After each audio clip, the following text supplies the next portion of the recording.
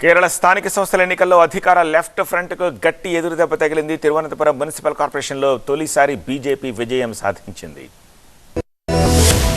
కేరళ స్థానిక సంస్థల ఎన్నికల్లో అధికార ఎల్డీఎఫ్ కూటమికి గట్టి షాక్ తగిలింది. తిరువనంతపురం మున్సిపల్ కార్పొరేషన్ ను బీజేపీ తొలిసారి కైవసం చేసుకుంది. 101 వార్డులు ఉన్న ఈ కార్పొరేషన్ లో బీజేపీ 50 గెలుచుకుంది. అధికార ఎల్డీఎఫ్ 29 స్థానాలకు పరిమితమైంది. 45 ఏళ్లుగా తిరువనంతపురం కార్పొరేషన్ లెఫ్ట్ పార్టీల చేతుల్లోనే ఉంది. మరో మున్సిపాలిటీని కూడా బీజేపీ కైవసం చేసుకుంది. స్థానిక సంస్థల ఎన్నికల్లో బీజేపీ ఎన్డీఏ అభ్యర్థులకు ఓటేసిన కేరళ ఓటర్లకు ప్రధాని మోదీ కృతజ్ఞతలు తెలిపారు. ఎల్డీఎఫ్ యూడీఎఫ్ తో కేరళ విసిగిపోయిందని ఎక్స్ వేదికగా ప్రధాని మోదీ అన్నారు. సుపరిపాలన అందించే ఏకైక ఆప్షన్ గా ఎన్డీఏను కేరళ ప్రజలు చూస్తున్నారని తెలిపారు. కేరళలో మొత్తం 1199 స్థానిక సంస్థలకు ఎన్నికలు జరిగాయి. అధిక స్థానాల్లో యూడీఎఫ్ కూటమి విజయం సాధించింది. అధికారులు మొదట పోస్టల్ బ్యాలెట్ లెక్కింపు, తర్వాత ఈవీఎంలో నమోదైన ఓట్లను లెక్కించారు. ఎన్నికైన పంచాయతీ సభ్యులు, మున్సిపల్ కౌన్సిలర్ల ప్రమాణ స్వీకార కార్యక్రమం డిసెంబర్ 21న ఉదయం 10 గంటలకు జరుగుతుంది. కొత్తగా ఎన్నికైన కార్పొరేషన్ కౌన్సిలర్లు అదే రోజు ఉదయం 11 గంటలకు ప్రమాణ స్వీకారం చేస్తారు. 1995లో జరిగిన తొలి పౌర ఎన్నికల తర్వాత ఈ సంవత్సరం కేరళలో జరిగిన స్థానిక సంస్థల ఎన్నికల్లో అత్యధిక ఓటర్లు ఓటింగ్ శాతం నమోదు చేశారు.